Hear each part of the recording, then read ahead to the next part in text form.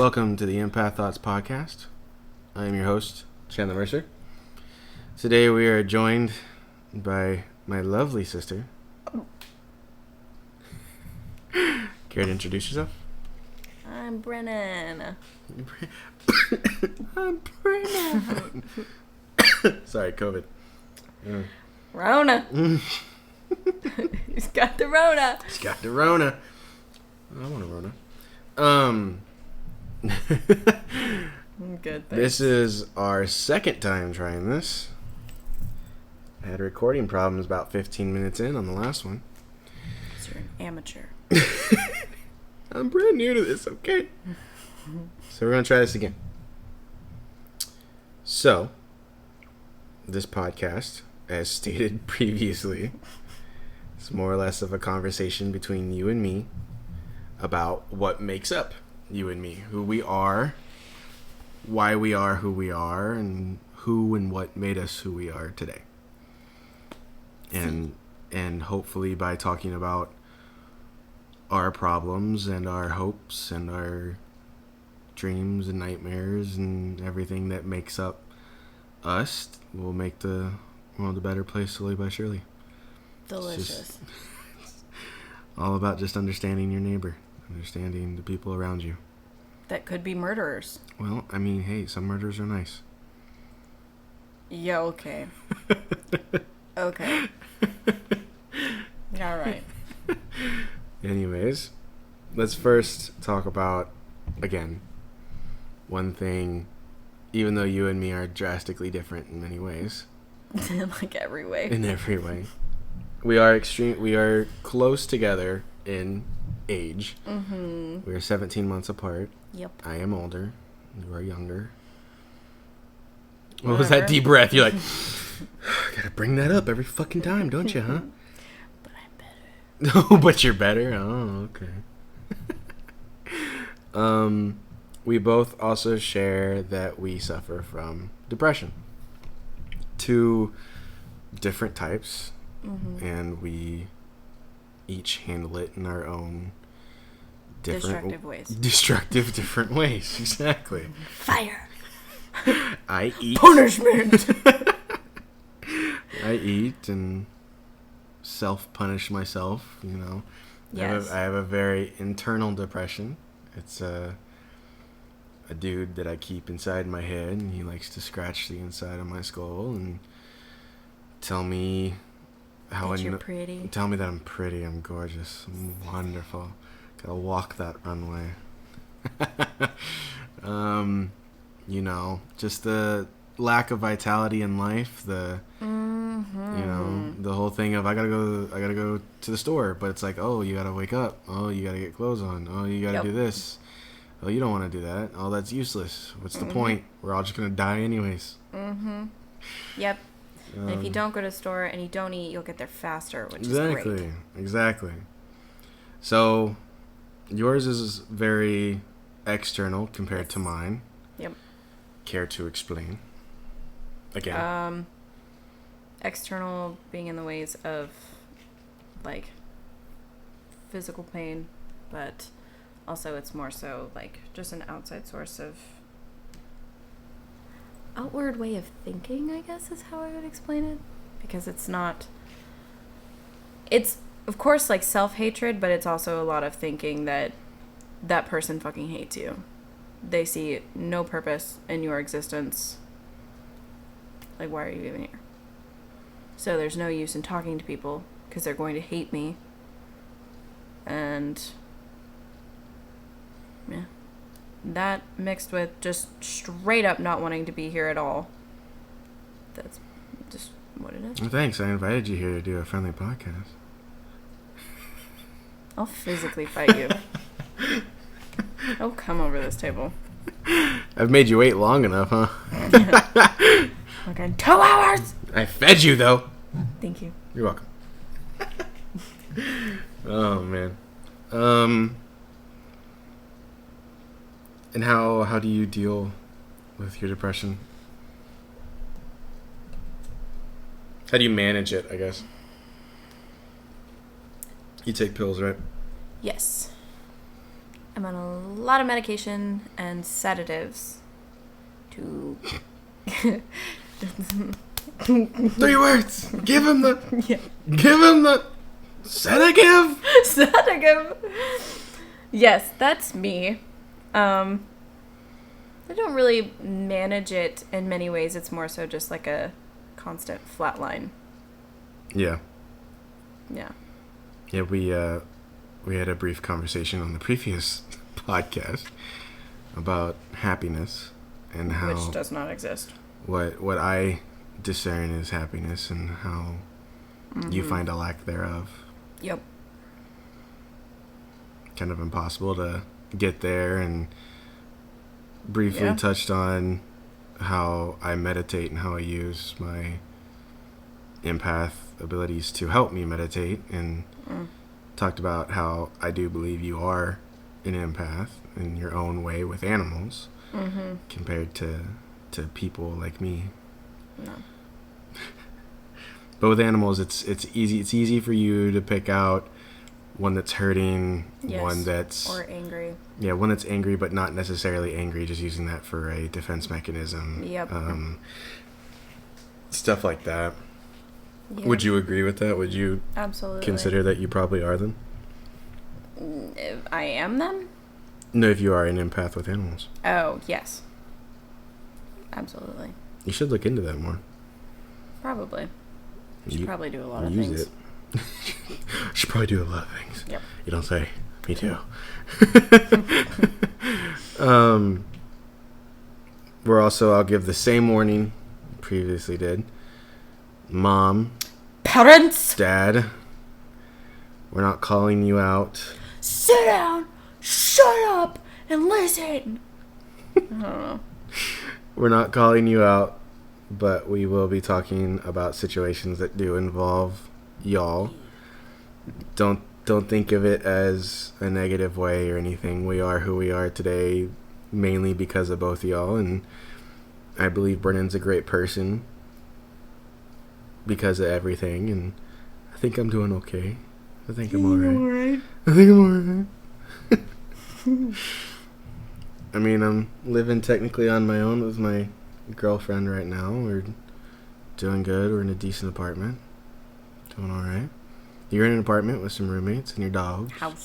House with your roommates and your dogs. And their dogs.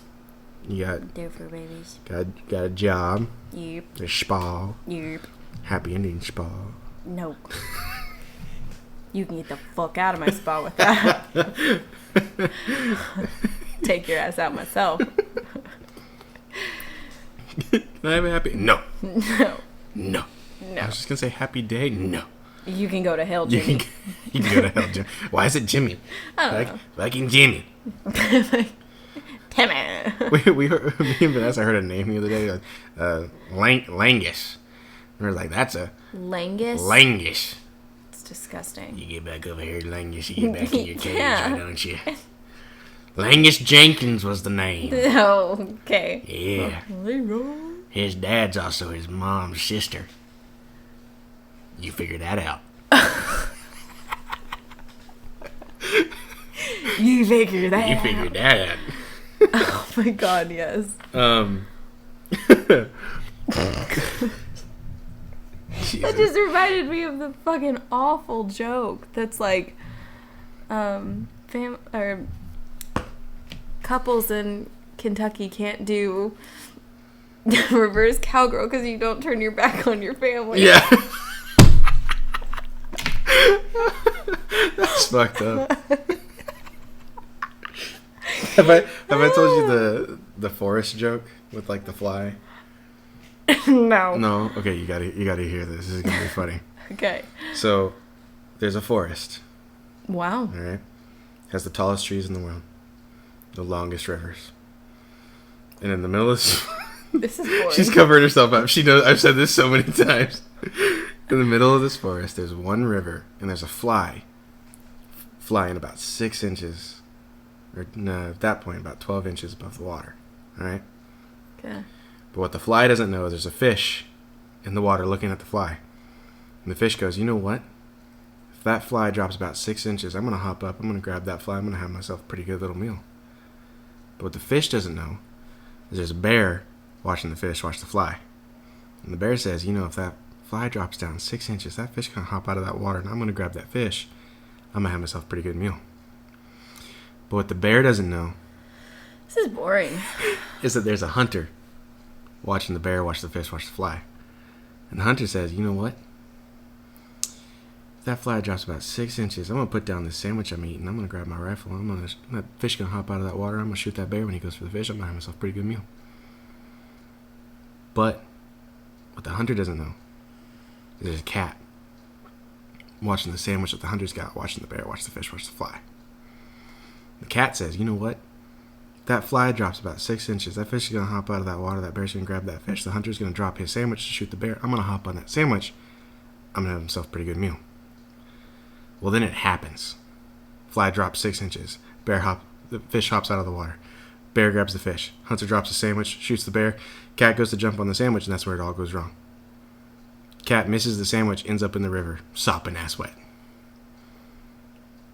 But that just goes to prove, no matter where you are in the world, when the fly drops 6 inches, the pussy's getting wet. Gross. Gross. It's called the world's longest dick joke. What fucking joke. What the fuck? Jesus. See, we also have various different versions of humor, you and me. Yeah. Clearly. Because I find that hilarious. You're like, oh, please don't ever fucking say that again. It just went on so long. Scarred. Mm-hmm. Actually scarred. Yeah. My girlfriend's sitting right off camera right over there. Okay. Back to the conversation. I'm going to have to cut that out, probably. Cut that out in post. It was all for nothing. It was all for nothing. So she didn't like the world's longest dick joke. So, need a pulling thread. I'm not continuing this. Oh, okay. I'm gonna get bored. Dad always does that to me, and like I feel obligated to finish, and I just did it with you, and you were like, "No," and I was like, "Oh, what the fuck have I been doing?" Okay, so our lives. Oh man, this is going crazy. We're right at about the time that the audio cut out last time. Find some wood. Right. For the love of God. Some wood? You better knock on it. Oh. I was like, we building a fire? What the hell's going on? Motherfucker. Stop tapping the table. It's my Whataburger fries. Excuse me? You have Whataburger fries. You have a Whataburger fries amulet on your bracelet. Yes. I like food. Yeah, I mean, it's glorious. Thank you. I also have a coffee cup. It's not what I thought you said, but alright. I thought you said something else that started with a C, and I was like, alright. I've got a cock. Yeah, I got a cock here on the bracelet. It's glorious. It's bigger than mine. That's sad. It's sad. Alright. So, we were talking about our depression before we went off into the world's longest dick joke. And why Kentucky folks can't turn their back on family. And why incest is a thing in Kentucky. Isn't a thing in Kentucky. This is great. This is great bonding. I was talking about, and I told you how I know kind of where I became self-aware of my depression. An instance at Grandma and Papa's where I ran and hid behind some clothes and nobody could find me for a while. Mm-hmm. Another difference between you and me, I'm very comfortable with being alone. You are very not okay with being alone. No. You are not okay, period, being alone. No. It's detrimental to you. Yes. If I am alone too long, it will get dangerous. Yeah. That's how our parents would punish us, make me sit with them to watch TV, send you to the room. Yep. It was our personal hells. Yes, very much so. So, when would you say you became self-aware of yours?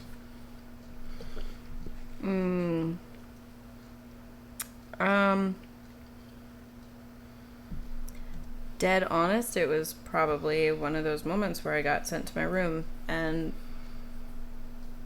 I don't really remember what happened or how, but I reached a point where I was like, fuck it, I'm just gonna play with my toys or whatever, and I opened the closet door, and my arm literally scraped the little metal portion where the door clicks, and it cut me, and it felt good, and I was just kind of like, well, that's probably not okay. Probably Blood. shouldn't find solace in that. Blood. I like it. It's pretty. It's pretty. But yeah, like that's... And the red juices come out of my fingers. Yeah. Firebender. I was talking about Rusty Spoon, the fucking salad fingers. Ew. That made me think of take my strong hand. Take my strong hand. Just grab it. The mashed potatoes. Ugh, no, disgusting. My salad fingers. I like the way the spoons feel on my salad fingers. What the fuck is that? You don't remember that? Oh, you're probably too No. young for that. Even though we're 17 months apart. You're too young for that now, aren't you, Little? That's out of your age range. Yeah, that's out of your age range now, is it, Karen? Okay, boomer. Okay, boomer. So, one thing that we both got to experience Yay. in our own personal ways was mom and dad's divorce. Yep. And the subsequential is that the word? Dyslexia. I also have dyslexia. I got so many D's. Don't make that. Yeah. Oh, that's a joke in and of itself. Oh, God. I don't want to talk about your multiple D's. Okay. Yeah, that's not. But just their divorce and how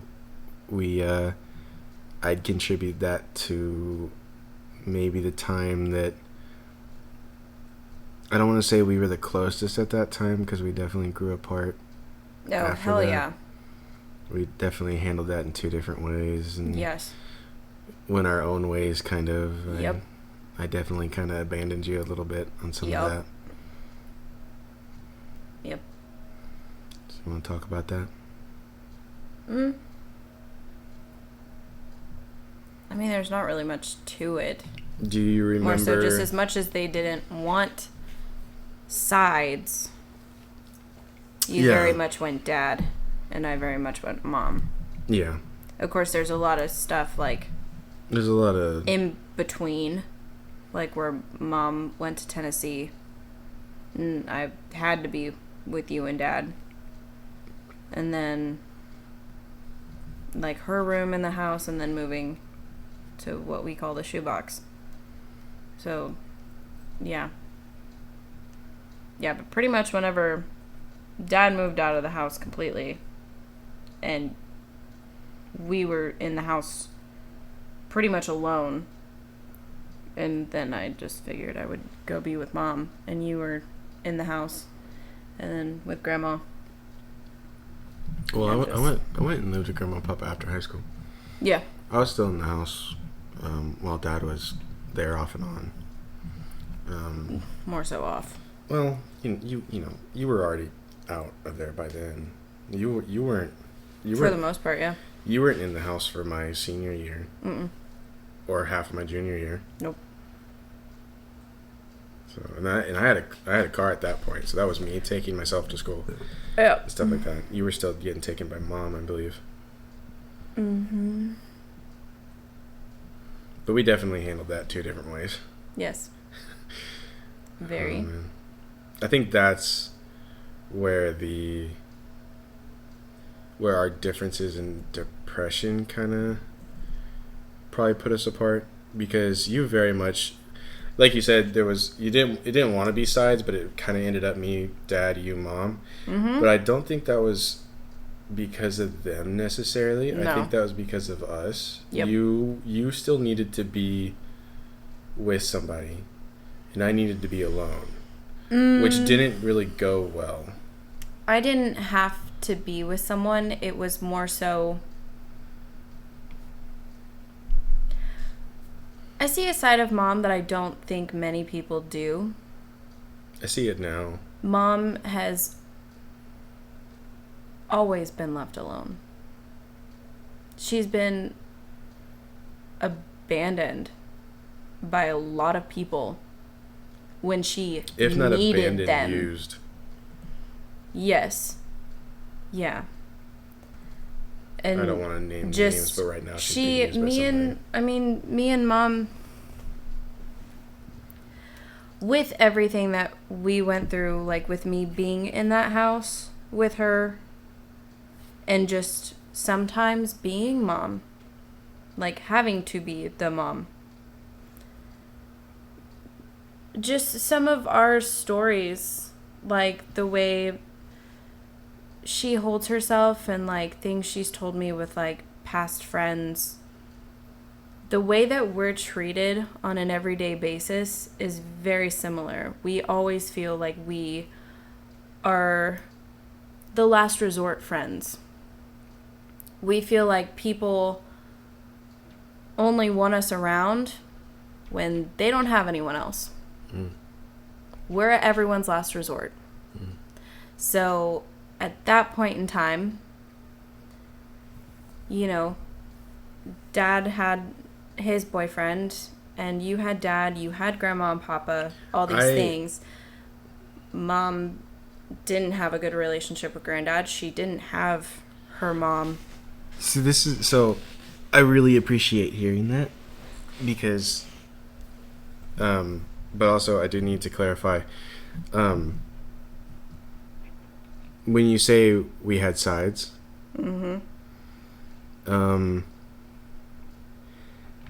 I can't fully agree with that completely. I definitely agree with you went with mom. But yeah, I didn't feel like, yeah, I was very much alone, like I wanted to be. I didn't necessarily side with dad because dad was the loudest. He was the one that I let have that rule. I didn't even feel like he was around that much. Well, no, after that, not that much, no. Yeah. No.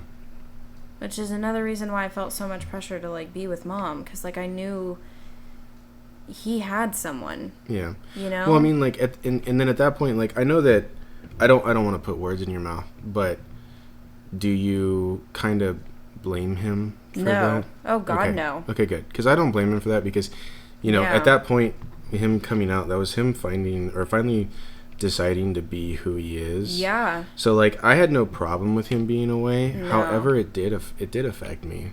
It affected both of us. Me. Yeah. Like, hardcore. Yeah. Because for me... And but with sorry, I'm going to interrupt you just a little bit. You're good. But with that, I have to say, like, that, I guess that goes... That's what the you and me... I definitely feel a little bit of guilt definitely abandoning you, but I also feel like I did abandon mom and dad because I needed to be alone. And that was when, you know, when I talked to grandma, and I think you can see it too because you definitely went through it too. You and me went from the age of 14, 13 to 20-somethings in a matter of 48 hours. Yep. Because we had to. There was just something that you and me realized that, okay, we can no longer be... we're not kids. Yeah. Because we didn't have your typical, like, junior high school experience. No, we were just raised very Baptist Christian. Football games and, like, going out to secret parties and whatnot. Like, we didn't have that. We didn't have that option. Well, it's not that we didn't have that.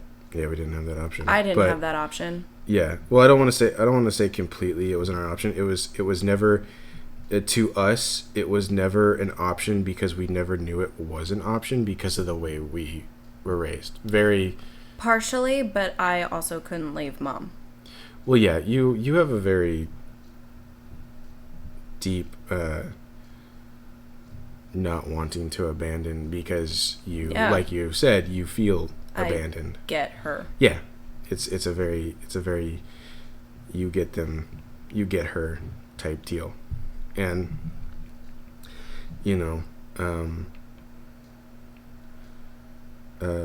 mom is now, I have to say, very happily. Oh my gosh, she's the cutest fucking thing. A recovered alcoholic. Yep. Can't be more proud of her than ever.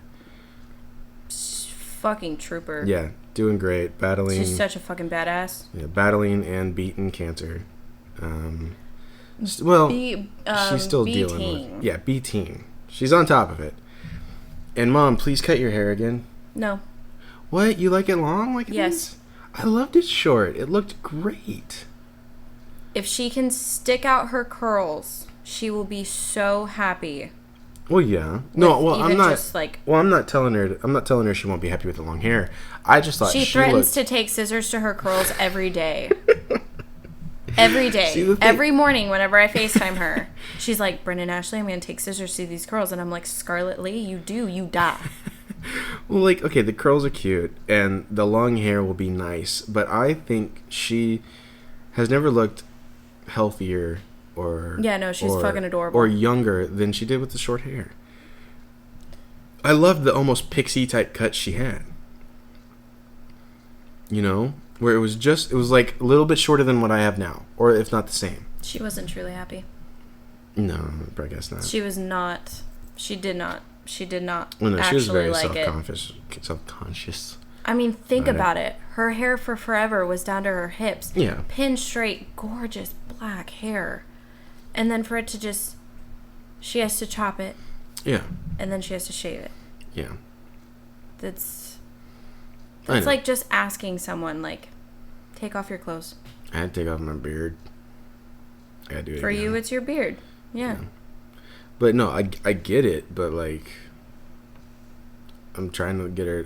just trying to let her know, like, it looked fucking good. No, she's fucking adorable now. Okay. Leave her alone. Okay. But I do have to say, disagree with me, if you will, or want. I probably will. You probably will. That it was a good thing that you moved out when you did. In the height of her problem. Because... When I'm, like, because of the floods, like, having to go to Austin? Is that what you're talking about? I think so. Or when I moved into the house? What do you mean? No, I'm talking about when she was living behind Grandma and Papa, or it was, and you were at that time living with her and having to, pick her up and clean her, and she never knew that any of that happened. Mm-hmm. Like all that stuff. And like, go to work. You go to work. And go to school. Yes, and I'm glad that you left when you did, so that no one could help her, so she could realize that she needs help. That was not on purpose, and to this day I regret it. I know it wasn't on purpose, and I know you regret it. I know. That's why I said disagree with me if you will. But from my perspective, because you know. I mean, I get it. Had it not happened, it probably would have gone on longer. Because I don't want to say you were enabling it, because you weren't. But the fact that there was no... In fact, I was emptying out when she slept. Yeah. The fact that there was no evidence in the morning. And because you are like mom in a situation that you don't necessarily want to believe, or if you get into an argument, y'all both tend to shut down. No. Well, not shut down in the sense of that, what you're thinking. Shut down in the sense of, the way you think is not going to be changed, period. Yes. Even if it's the wrong way. That's correct. It won't be changed, period. Correct. So, if there's no evidence, then her idea of, well, nothing happened can't be proved. No matter what you say, no matter what you do, there was no way to prove that it was a problem until you were no longer part of the situation. Mm-hmm. I'm not telling you to not regret it, but I would love for you to realize the good it did. Oh, trust me, I know. Okay. I do know. Yeah. But that was like the hardest thing I've ever fucking had to do. Because even when I lived with her and Dad wanted a weekend with me, it was like pulling teeth to try to get me to go up there because I constantly wanted to go home. Because I have to know she's okay. Mm. That's my fucking person, so. Yeah. Yeah. Yep. And going back to Dad, it makes me a little more comfortable to know that you also had the feeling of, it just seemed like he wasn't there. Yeah. And then when the first boyfriend was around, asshole, he who should not be named, who, put on a smile face and pretend to get along with type guy, beat the shit out of it made it worse for us because it was just didn't want to spend time. Mm-hmm. And I was already wanting to be alone, period. Mm-hmm. And you and me at that point, I don't think we're talking. I think that's the first time we stopped talking. Yep. Which was hard. Yeah. But I also have the mindset of, like, if you don't want to talk to me, then okay. Yeah. Bye. Yeah. Which is hard for you and me because you have the whole, if you don't want to talk to me, I'm not going to talk to you. Yep. And I have the, I don't know if she wants to talk to me, so I'm not going to talk. Yeah. So. Yeah. That was just a complication of both of our mindsets / depressions. Yep. And a huge flaw of mine because it's like, well, a phone works both ways, but it's like, my side doesn't. Yeah. And also what's funny is, even though I'm very much the leave me alone, and you're very much the I can't be left alone. Yeah. I'm okay with talking to people. You are not. No. Like, I went and I talked to school counselors all the time. You never went. Stay the fuck away from me. Yeah. Yeah. But do you have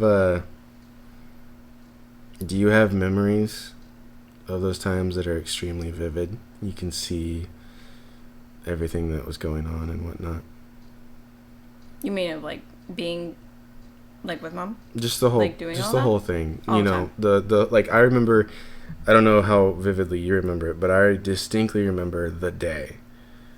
To me, the day that it happened, everything. The day that we grew up, us leaving school and Dad picked us up, and wondering why Dad picked us up, and then learning why, going to Grandma and Papa's, and that very much being the day. I was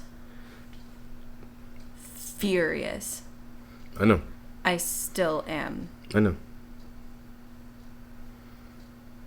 And I will forever stand by the fact that that was unnecessary. I don't know how I feel about it still. The situation was wrong on both parts. Obviously. The way it was handled could have been better. Yes. But I do have to think that, especially with how I'm running this podcast and everything, and what I believe in now, had it been any other way, it could have made another situation worse. It could have made... No. It's like, that was, out of everything, I don't know if you agree with me, that was the worst day. Out of anything and everything. For all of us, all four of us, the worst day. Yes. And the fact that that's the worst day, I'm glad that it was the first day. you know, I would much rather have that one terrible day than what some of these turn into being years of the most horrible days. You know, I can't agree with what No, I don't. either party did. No, in I either way. do not at all. But I never fucking will. But I also a mother believe, should never have to look at her children and ask them if they still love her. I know. But And I've been in similar situations that Dad was in at that time. yeah. And I would never do that to her. Yeah. Because I know that's not her. And it is temporary. And that is horrid. Yes. Can you see it as what it was trying to be? No. I No. do not see it as helpful. And I do not see it as trying to make her realize there was a problem. I don't at all. Okay. Because having been in a similar situation, Yeah. that breaks a person down. Yeah.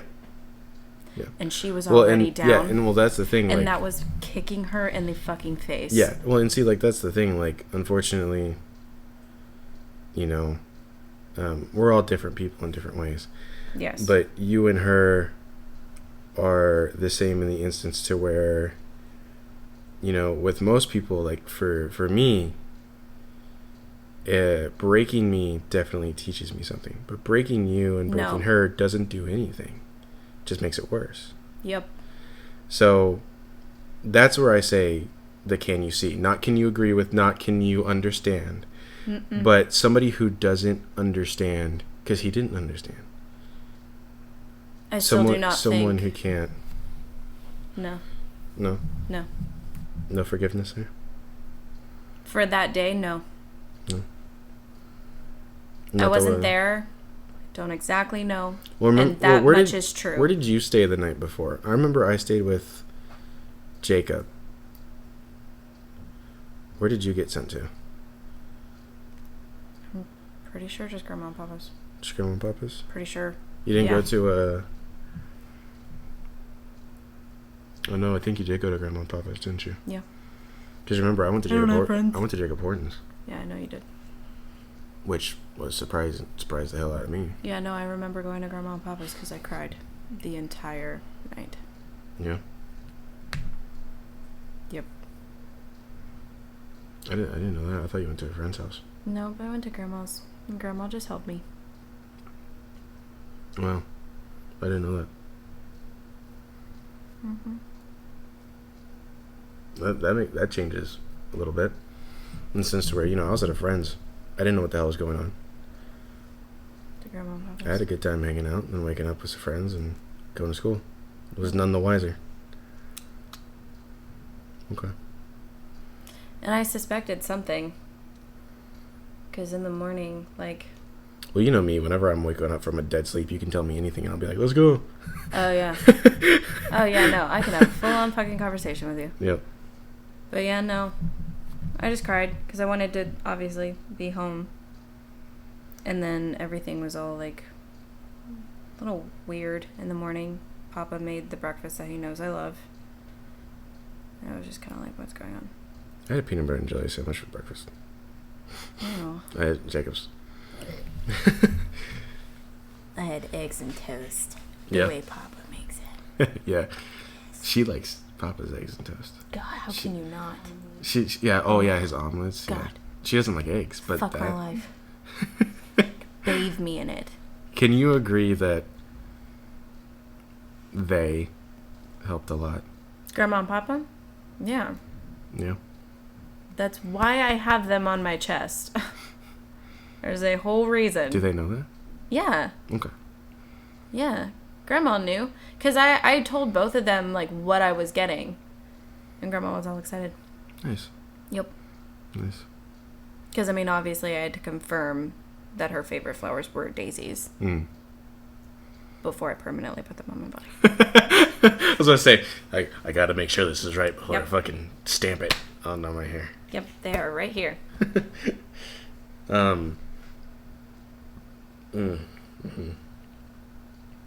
Yeah, they were definitely helped a lot. Yep, because Papa has a lot of our stuff too. Oh, yeah. Definitely. Yep. Do you know about very recently with him? No, we haven't talked since everything with Hobbs. So, right before that, Papa had a nerve. Oh, yes. I know this. I know this. You know about him waking up in the middle of the night? Yep. Okay. Mm-hmm. Don't like that thought. No. It makes me angry. Makes me sad. That's us. Makes me angry. Makes me sad. So, we both handled that drastically differently. Mm-hmm. Did wonders for our depression. And I can't blame the people you were hanging out with, like some people can. Huh? Well, you know, like we had CPS once or twice. Oh, God, because Mackenzie ran away? Yes. Yep. But and she, for some reason, she came to our house? It's like, bitch, what is you not doing? just that, but they did come once because of you. Remember that? Uh-huh. But, you know, Yep. our parents would say that was Nicole or someone else or another parent. Do you not know why that happened? I've been told one thing. What's the other thing? What's the real reason? So what actually happened, and another reason why I'm not very close with the aunt and pathetic excuse for an uncle, is not Miss Dennis. What was that math teacher's name that still comes to the house? Grayson. So I had early class to make up for homework or whatnot that I didn't do. And I sat in the chair. And I was fucking fuming. I was angry. And I told her why. And it was because Dad and I had gotten to a very awful fight in the car on the way to school. I don't necessarily remember what it was about. But it was nasty. And Dad did his get in your face and just try and make you feel this big. Yeah. And it worked. And I got into her class and I was upset and I was angry and I was so angry I began to cry and she asked me what was wrong and I told her and she asked me if it happened often and at the time it did. So she turned me into the counselor and didn't even know. So a few days later when CPS calls me into the fucking counselor's office, I'm in shock. They called you into the counselor's office? Mm-hmm. Yep. Was I in high school? Because I got called in, but I can't remember when I got called in. Junior high. Yeah, but were you She's in a junior high teacher. Yeah, but were you in 8th grade? Yep. Yeah, so I was a freshman. Because I remember getting called in, but I couldn't remember. Yeah, it was in high school. I bet Mom and Dad don't even know we got called in. Probably not. Surprise. Surprise, motherfucker. I remember being completely dismissive. Dismissive? Oh yeah, because I enjoyed being alone. I didn't really get into arguments with Dad or Mom. I didn't talk to anybody. I was with me. Yep. And my games. Yep. I was very much trying to move myself out of the situation the best I could. And when they talked to me, they would ask me. They were like, "How's home life?" And I was like, "How's it supposed to be?" And they give some, generic, play catch. Yeah, I straight up lied. Some bullshit. You lied? Yes. Oh, I just like I said, I was just dismissive. I told him it was good. Oh yeah. Yeah, I told him I was fine. Oh. Yep. Hey. Depression. No, I was very why do you care? You don't actually care. Yeah. Why am I going to tell you? Yeah, I had the whole, you obviously don't care. But in that case, I was just kind of like, I'm not going to play your fucking games. Everything is fine. Get the fuck out of my face. Yeah, one of the last things I said was something along the lines of like, why would I say something? Yeah, that would take me away from my family. Well, yeah, that's going to make my life worse than what is already currently fucking going on. Seriously. I don't want to move schools. These are where all my friends are. I have no friends. I had band at that point. I was not leaving my fucking friends. I have no friends. Man. Yep. Yeah. Mackenzie was like literally the only one that caused issues. Like, other than that, I literally had Kathy, who, harmless. Literally harmless. I didn't like Kathy. Okay. She's an okay person, but I didn't. And then there was Nicole, who I just kind of let Nicole do Nicole things. And when Nicole was a character. She was in high school. Yeah, she was. She knew she was playing a character. Yeah. That's her own defense mechanism. Yeah. But she didn't cause any issues. No. Yeah. I helped her and her mom move. Mm-hmm. Yep. That was fun. Not really. I think that's when I blew out my back. Oh, Jesus. Yeah, I think that's when that's when I was living with Grandma and Papa. I blew out my back, and that's when the barn burned down. Yes. I still feel so guilty for that. I know you do. Still feel so fucking guilty for that. I know you do. Because I did it. You know, I don't care what anybody says. That was my fault.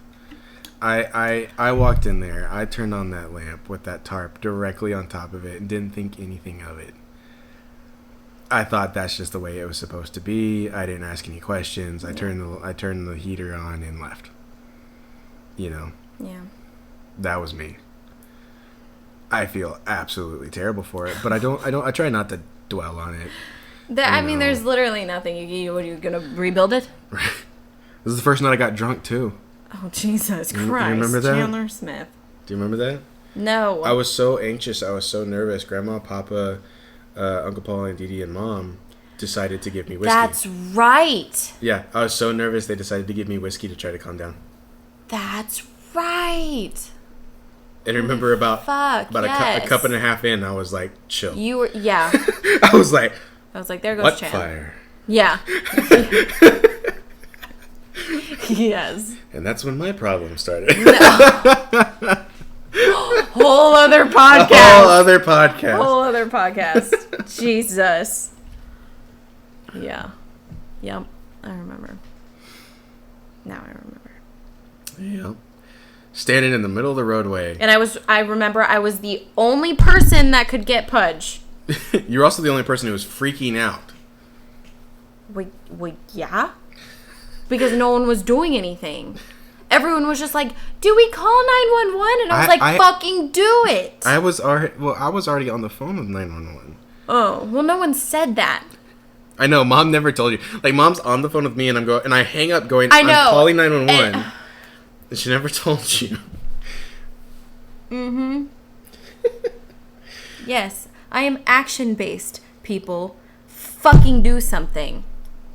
Gross. What? She's right there. I gotta give her gross. Feelings? Gross. Don't fucking have those in front of me. I can't help but have those. Kind of like how I was going to go into detail earlier with, like, the empath stuff. Like, you know, you're able to feel out pain and anger and stuff like that in animals. Mm-hmm. You know, I do that just day to day with humans. Gross. I can almost tell you what the person in the apartment next to us is feeling right now. You know, if I really wanted to try, I could. I try not to because that can really bother me. It really does bug me. Ew. But, like, for instance, I met one of Dad's friends on one of his last birthdays. Mm-hmm. It's the only other actual, like, associative empath I've met besides Daly and Logan. But that's a whole different empath deal right there. Mm-hmm. but her name's Dawn. Cool fucking person. Cool fucking person. But just this year, mainly because we've been in, and I've felt more pain this year than any other year. Really, that's not mine. That's what I'm trying to say. I've been okay, but going out, feeling just the general discomfort and fear all around me is one of the scariest things ever. But, you know, everyone's scared. Everyone's I don't hurting get right that. now. I don't get that. Why is everyone... Okay. And not everybody is you. Okay. You have the mindset, but you have the mindset of, let me catch it. I'll die. It's okay. Yes. Please give it to me. Everybody else doesn't want it. So everyone's scared. Oh my God. And I can feel it. But this, so... No one wanted the chicken pox. No one wanted the plague. Hey, but... No one wants strep. No one one wanted the measles. Plague. No one wanted the black fucking plague that killed half of fucking Europe, if not more. Like, Jesus. COVID's a real fucking thing. Obviously. Anyway. But so are chickenpox. Yes. So is strep. But chickenpox can't kill you. And If you left untreated. That's the thing. Left untreated. There's no treatment for COVID right now. Anyways.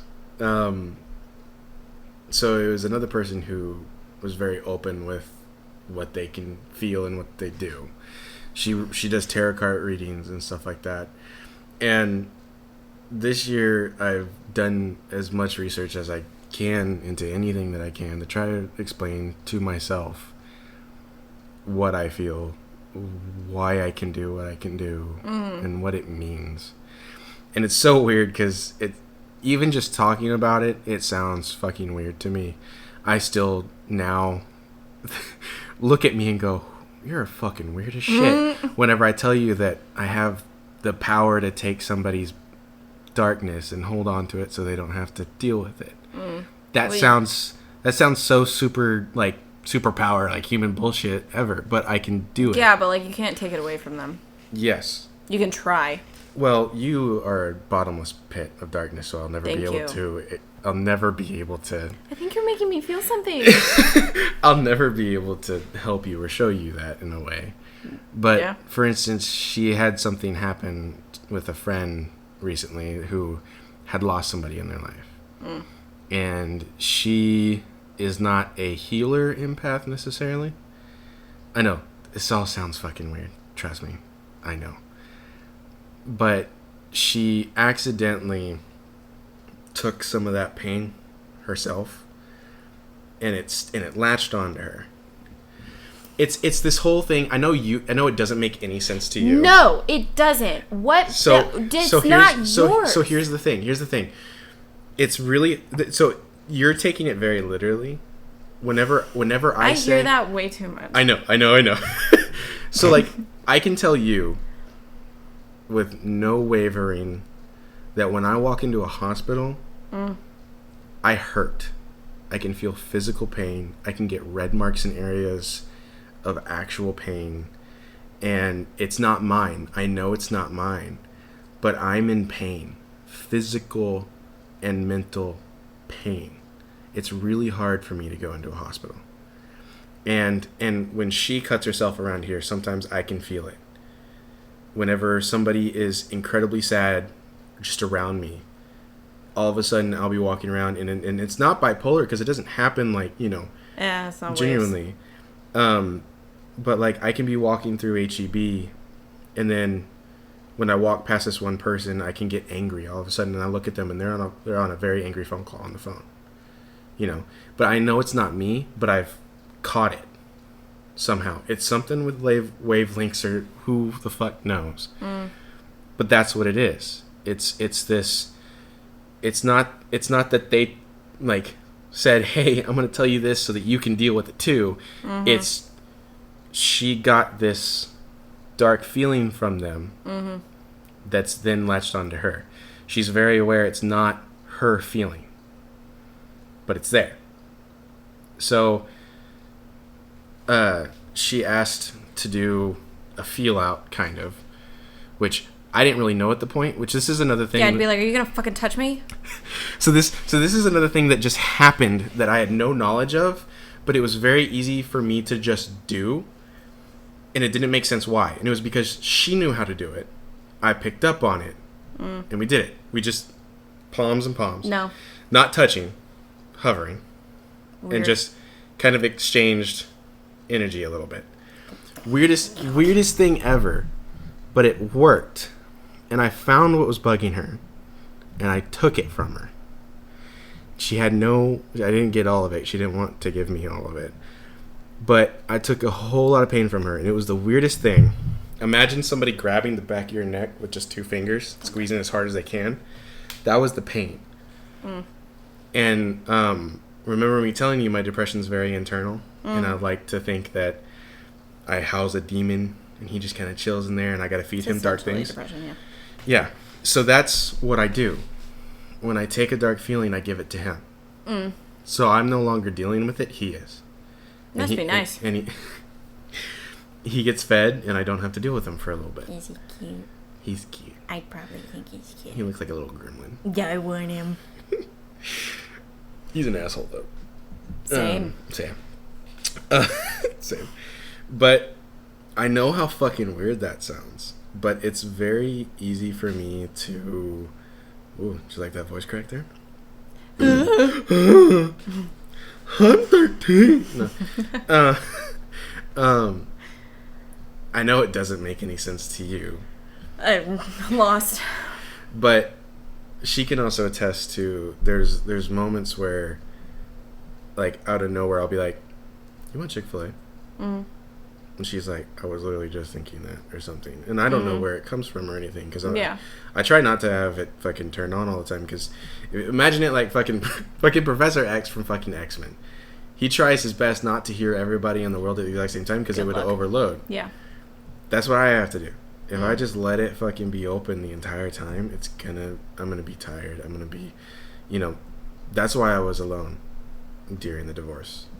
I didn't know how to control anything at that time. So I was feeling what you were feeling. I was feeling what Mom was feeling. I was feeling what Dad was feeling. And it was just debilitating. Yeah. So I needed to be alone to find out what I was feeling, who I was, like what voice in my head, what feeling that I was feeling was mine. Because I didn't know. Yeah, I do the opposite. I run from me. Yeah, I didn't know if I was... Dad's anger. I didn't know if I was Mom's fear, and I didn't know if I was your vengeance. I couldn't tell what was mine. So I needed to be alone. Yeah. Makes sense. Kind of. From somebody who doesn't have feelings, I appreciate that. You're welcome. Which isn't that funny, having you as a first guest, somebody who doesn't have feelings, on a podcast about feelings. You're welcome. But you can do that with dogs. Yeah, I can do it with and dogs. Cats. Yes. My babies. How's that? Oh, sorry. Huh? What'd you say? Oh. I do that all the time. I go, sorry. Yeah. But, like, is there moments to where you can just kind of... Oh, yeah, many... All of a sudden you're like, ooh, I need to go pet Sue, or something. No. What? She comes to me. I am your master. I am your master. No, it's not like that. It's more so just like... It's hard to explain. Like, aggressive dogs. Like... I can't explain why. Probably because I'm just a ball of anger. But I feel comfortable around them.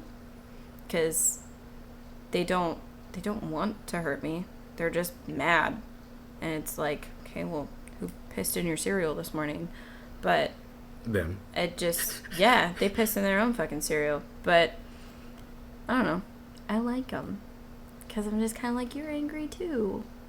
Well, do you think... You're going to be my friend. Well, that's the thing. Do you think that you're taking that from them and you don't know that you are? No. No? No. No. When they're not with me, it doesn't affect me. You know, it can be at different levels and shit. Like, I now know people who, because I've joined some things where it's other people who are self-proclaimed empaths or whatever. You can definitely tell the people who don't or aren't. But, you know, there's some people who need to be in the same room. There's some people who need to be touching them. There's, you know, stuff like that. But... No, it's more so just like a relation. Well, that's what I'm saying. Do you think that just, unlike other people, you have a wavelength open that's not necessarily... Then let me rephrase that. Not you taking something from them, but some wavelength open on their level to where they can see you differently from someone else. Yes. Yeah. Because I know a couple different dogs that would always come in and owners would be like, okay, like, just don't mess with them. Just, like, don't talk to them in a baby voice or, like, shit like that. It was like I didn't really even have to do anything. And, like, they were my buddy. And I think it's because it's like they know I don't want anything from them. Yeah. And, like, they don't want anything from me. And it's just kind of like, we cool. Cool. Yeah. Awesome. So, Miss, I don't feel anything. How you doing? How are you doing, or what is your deal with relationships?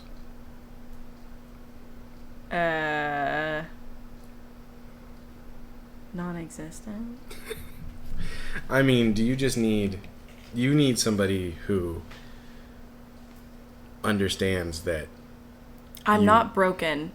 I don't need to be fixed. Exactly. If you try to fix me, you will piss me the fuck off. Exactly. It's an easy way to fight. Yeah. Because then I get annoyed and I think you're preaching at me. And I don't appreciate it. I like to think I am broken. I'm not broken. I know. You're good. You've got a good self-image. I try. But you need somebody who probably realizes that, you know, it's not that you don't have feelings. Right. Because if I love you, you'll see it. I'll do any and everything for you. Yeah. They just need to get there. Right. The getting there part's the hard part. Whoa. Ask my ex. You know how long we were friends? Dude.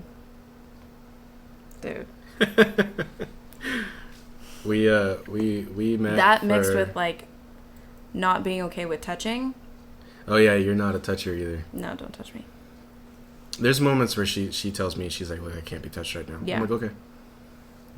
Or there's, it physically pains me. Yeah. Or there's moments where she's like, she needs to not be, like, present in a sense. Yep.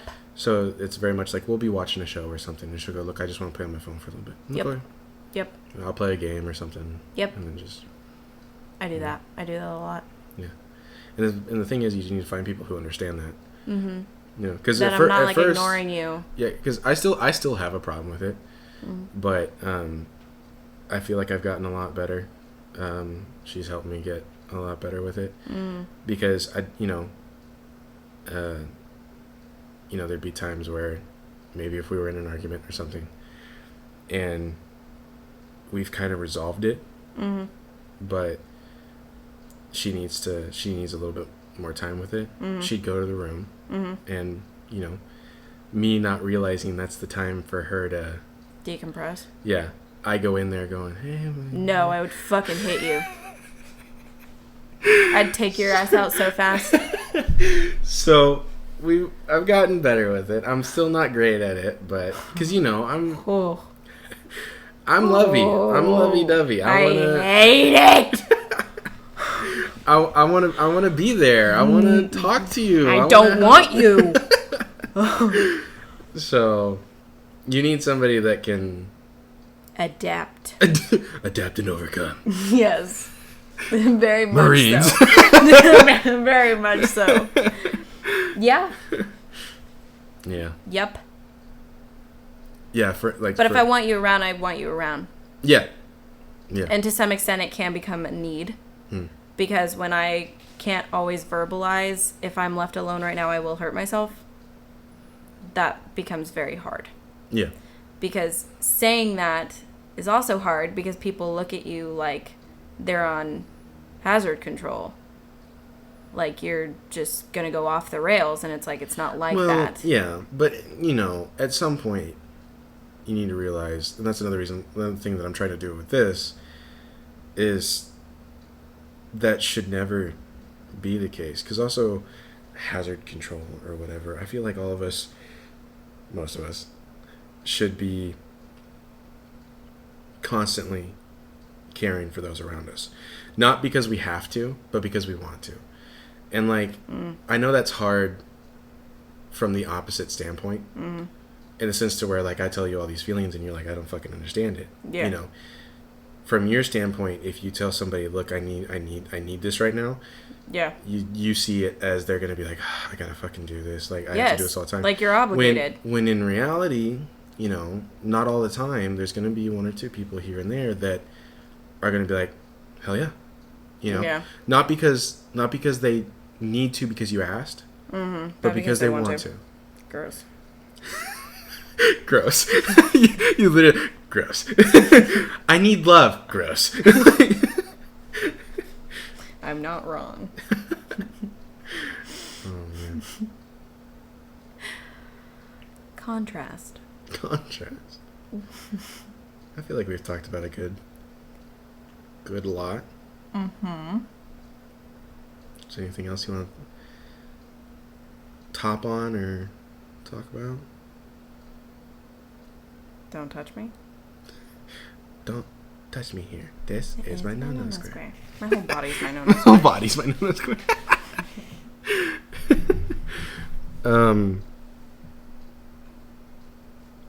Oh, I did kind of want to talk to you. This is more personal than anything, but I'll put this on the podcast. I very much appreciate where our relationship is right now, in contrast to everything that I've put you through and what we've been through together. For the most part, I feel like it's been very separate. Very much so.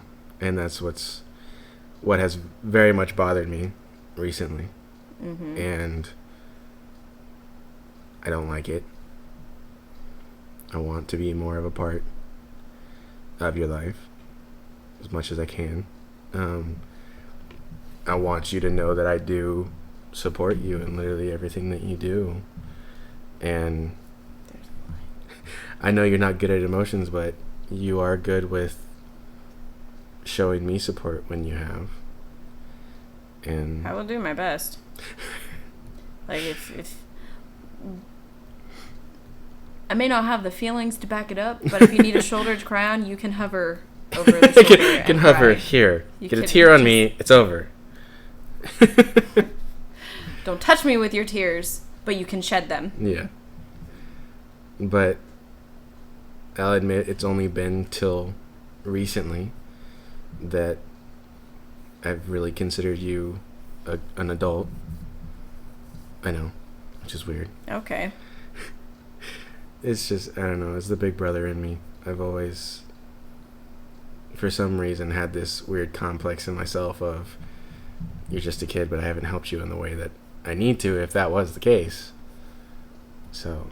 The thing is, I never needed help. No, well, that's the thing. I literally have pretty much done everything myself. And I'm incredibly proud with you where you're at right now.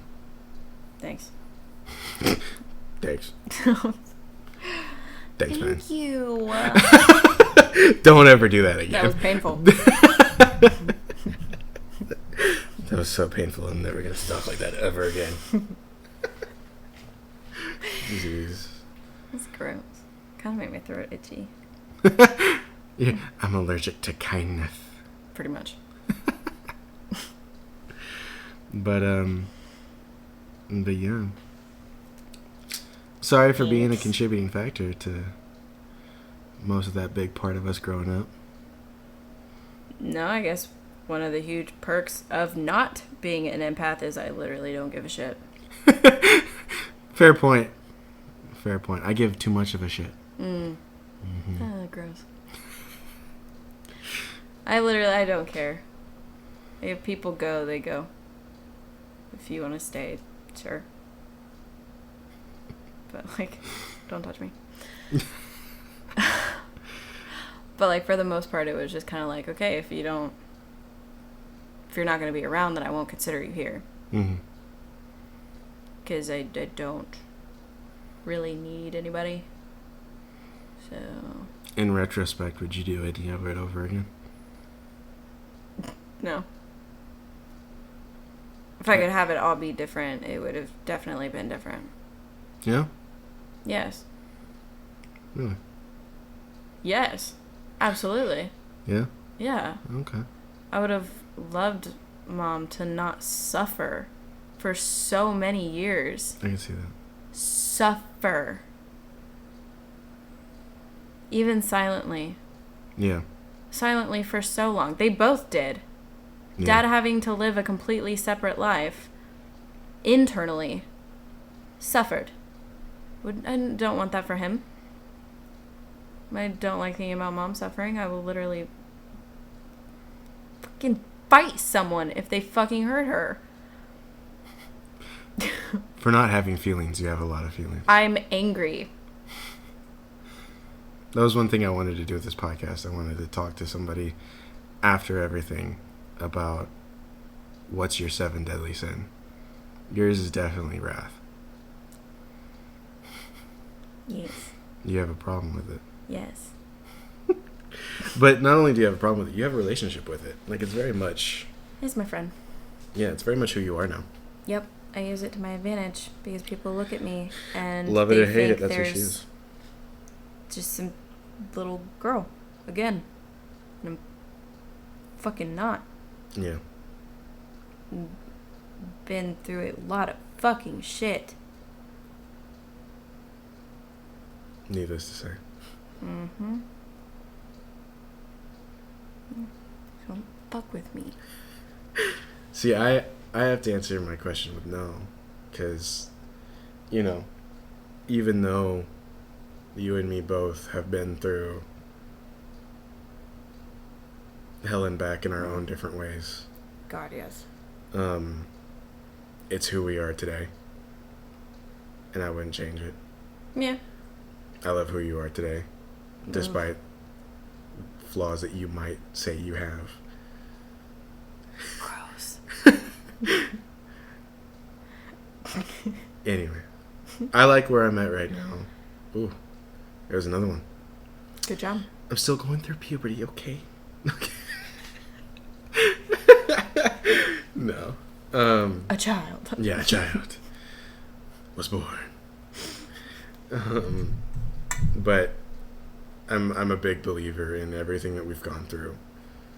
Is not just who we are today, but a prep for what we will be and who we will be. God, I'm gonna continue to be this angry. I'm not saying that.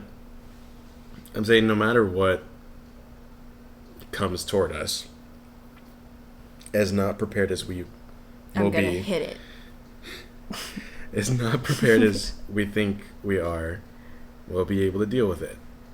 Tell me about it. So. Tell me about it. Yeah. But yeah, Mom, Dad, this is not an attack. Jesus Christ, no, it's On not. either Do of not you. come at me. I wouldn't have changed a thing. Just because I understand their suffering and our suffering.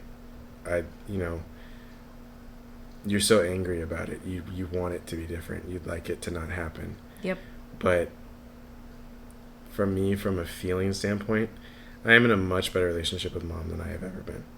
Mom's my person. Yeah. That's my person. Yeah. And me and Dad, we're still working on it. Same. But, you know. But it's because me and Dad are like almost too similar. I You and Dad are scary similar. I think Dad is an empath to some extent. To an extent. But me and Dad can destroy each other with words. Yes. Absolutely destroy. Yes. So. Well, both of y'all are very good with forming one sentence to rock someone to their core. Yes. And it just be a passing sentence. Yes. It is a strength. It is a power. It is. It is a double-edged sword. It is. I can make you feel stupid. And if that's my goal, achieved. You also have a lot of mom in you in the sense, like I said earlier, that it's once your mind's made up. Oh, you're going down. Wrong or right. Right. It's the only... wrong or right. You are entitled to your wrong opinion. It's the right only way. You are entitled to your wrong opinion. But, you know, I don't think you and me have ever had this little conversation. But what do you know about Mom's recovery? Who it started with and how?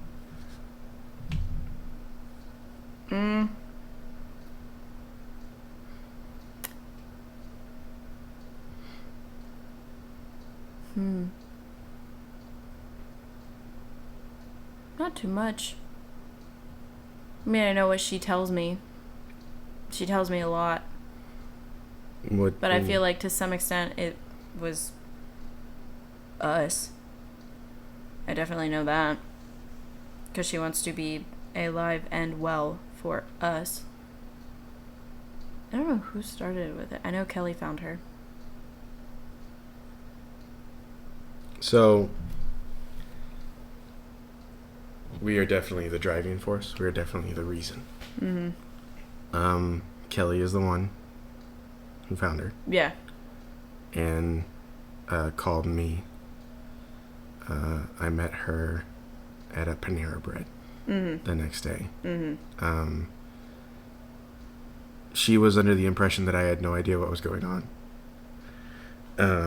Because you ignored it. Yes, and I'll explain that. I explained everything. She wanted to come and talk to you. Personally, I told her if she wanted to do that, she needed to do it after she had already started with Mom. Because I was still a little worried at that time that you were going to help and clean. And that wasn't going to help Mom. Did I think you were going to do everything in your power to help Mom? Definitely. Definitely. You were the only person who probably could have reached her at that point. But I reached her and shook her multiple times. Yeah. But for some reason it wasn't sticking. So because I was cleaning. Yeah. So I told her, I think I regret it now, I'm not sure.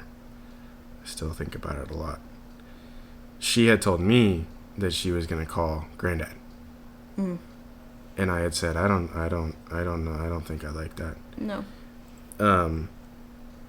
But a part of me did say, that's a wake-up call if ever there was one. No. For him? For both of them. I was hoping for both of them, but No. it wasn't.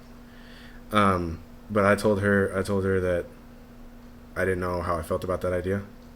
I didn't give her an answer on that idea. I think that's what she did end up doing, though. Yeah. Yeah.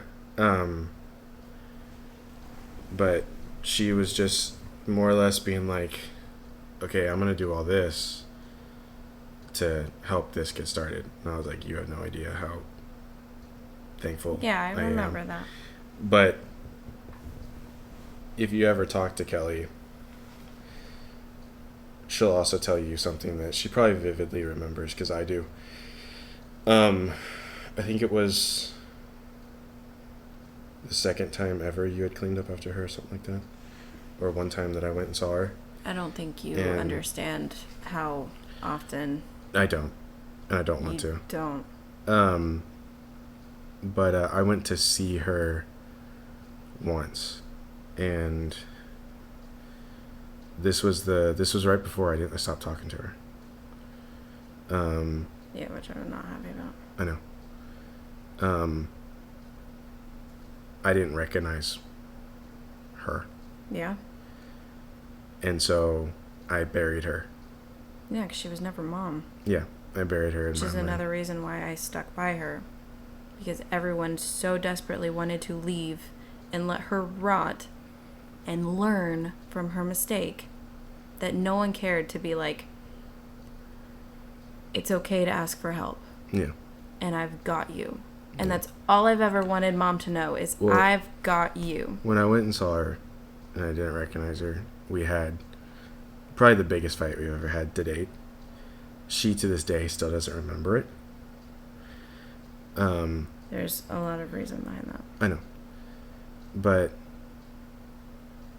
I did ask her to reach out to Holly. I asked her to reach out to Kelly. I asked her to reach out to anybody. Yeah. And I gave her an ultimatum. I said, you're drinking this or you're having a relationship with me. Well, yeah. And she opened up another one and said bye. Yeah. Dude, So, I can't tell you how many fights like that we've had. I know, but I think you not having feelings Oh, yeah. helped with that in the sense to where you were like, I still need to fix this. Me, I was done. I was broken. Yeah, no. I can't tell you. And this is all in the past. And I know mom will never truly forgive herself for this, but she needs to know that I do. And I don't care about it anymore. But I can't tell you how many times she looked at me and been like, I don't want you. Yeah. I don't want you here. I can't tell you how many times I would pick her up to put her in bed. And she'd like be hitting my back, telling me no, get off me. Mm. And it's like, I'm fucking helping you. You're going to sit the fuck down and you're going to go to bed. Mm. I was like, I don't give a shit what you want. Yeah. You're going to bed. Yeah. Which makes it so fucking great now. Like, honestly. Yeah, gosh, she's so amazing. I love going and hanging out. Me and her love going out there. She's my best fucking friend. And spending time with her now. She's my best fucking friend. And those puzzles she's making are pretty fucking dope. Oh, she does them so fast. We got some glass that she's made as well. It's She fucking does them great. so fast. I know. Oh my god, my room is covered in glass. She makes all my friends' glasses, and then they're all happy, and I'm like, I got you, fam. Yep. Yeah. Dude, it was bad. Mm-hmm. And I don't know. I always got so mad anytime Dad would ask me, like, why do you do this? I don't understand why you stay with your mother. Like, I don't understand why you give in to her, and, like, it's my fucking mom. Yeah. And it's... I don't understand the purpose of looking at someone and being like, I can walk away from you when they're like that. It's like... Well... She had no one. No. And I literally always feel like that. So why wouldn't I change that for the first time and be her someone? Yeah. And I'll forever be grateful for you doing that for her. But again, I just couldn't. I was mom. And now it just built more respect that way. She respects me a lot. Are you worried at all about you and me having any problem with that in the future? With alcohol? Generically, yeah. No. No? No. I am. You are? Yeah, I'm very conscious about whenever I drink. Very conscious about when I drink. Well, yeah. I could see how, like, you would probably want to in order to make everything quiet. Well, no, not that. I don't want to lose myself. Oh. Oh, yeah, no. Because Because again, with that, kind of like you said, if I were to get there, it's not keeping it quiet. It's then I have no longer control of what I'm taking in. Yeah. So. No joke. Yeah. Yeah. No. It is a depressant. I am heavily depressed. Yeah. No. You. Now, with being on, quote unquote, mom's side for a majority of that. Mm-hmm. I know you were very much the brunt end of most of dad's side. But can you see or sympathize anything with everything he was going through? Or anything that he was going through? I didn't like that he hid himself for so long. Can you blame him? No, not at that time. Especially like being so involved in the church. Like you're basically just being fed that you're wrong and you're disgusting and you're going to hell. Yeah. Like, no. Well, not just that, but dad, not only that, to go off of that, especially like now, like right now during quarantine, I don't know how much you've talked with dad, but this is his personal hell. Oh, yeah. Because as much as dad doesn't want to say he's a diva, he very much is. And he needs, and he's admitted this, he needs an audience. Yes. He needs people listening, following, applauding. Yes. And always. When you're and if you're not hiding that, he's mad at you. Yeah. So that's what I think is a lot of what dad's anger through the whole divorce was. There was, he was out. He was trying to explore, but still wasn't getting an audience or that applause that he needed, per se. Which I think was a lot of that anger towards you and towards other things. Maybe. So, I still feel terrible for the way that I was absent or, what's the word I'm looking for? Go along with, starts with a C. Coherent? Complacent. Complacent with the way the dogs were treated, the way the house was treated. Yeah, that was a hell of a cleanup. Yeah. That we were made to do. Yes. Yes. It was very much our issue. That wasn't our issue. I will never fucking forget that day of like just cleaning shit off the floor and him just screaming at us. Yeah, and then I said and the we're drill just instructor thing sobbing. And just totally sent it off the rails. And just sobbing. Yeah. And literally just reaching a point where I ran out of the house. Well, we were both given it was both pretext with the, if we don't do this, we're being taken away. Yes. Yeah.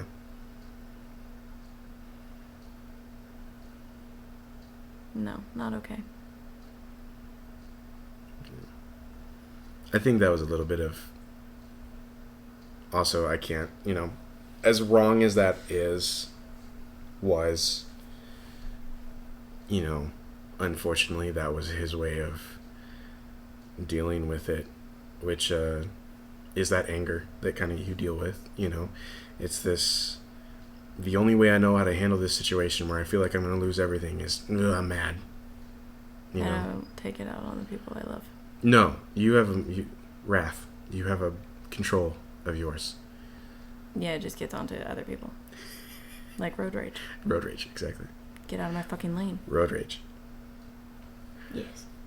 I installed a drive safe in my car. We decided not to hook up her phone so that it doesn't record whenever she's driving. Yeah, no kidding. Yeah, you would not want that in my car. I've been doing all right, except for my speeding. My speeding's bad. Oh, yeah. Yes.